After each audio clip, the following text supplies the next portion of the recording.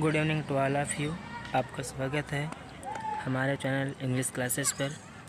आइए आज हम पढ़ेंगे class 10th poetry chapter, poetry part में chapter first dust of snow, composed by Robert Frost.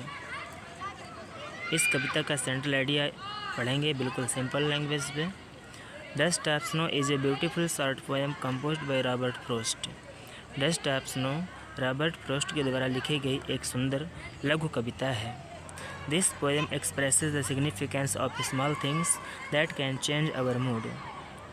यह कविता उन सभी छोटी छोटी चीज़ों को वे अभिव्यक्त करती है, बताती है जो हमारी अवस्था को बदल सकती हैं।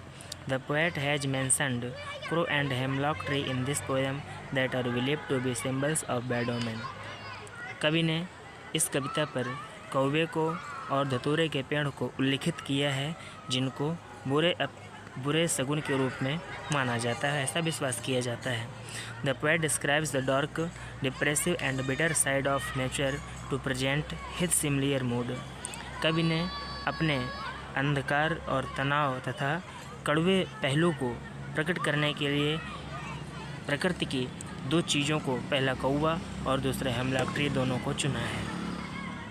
But when the crow shook the hemlock tree and snow fell on the poet। लेकिन जब कौवा हेमलॉक के ऊपर बैठ जाता है, धतूरे के पेड़ पर बैठता है और बर्फ़ के कण गिरा देता है, his mood changed suddenly। तो कवि का हृदय, जो कवि की अवस्था है, वो तुरंत ही परिवर्तित हो जाती है। थ्रू दिस पोएम, इस कविता के माध्यम से वी गेट ए मैसेज, हमें एक संदेश मिलता है दैट कि we should hope for the best, हमें अच्छे की आशा करनी चाहिए।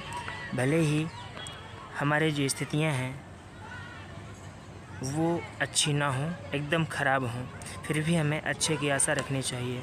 We must also remember that nature and its objects have the ability of making us happy and come out of hopelessness.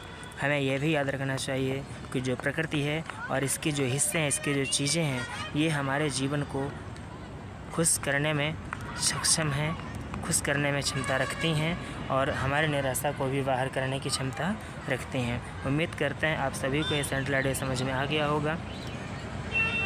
Thank you.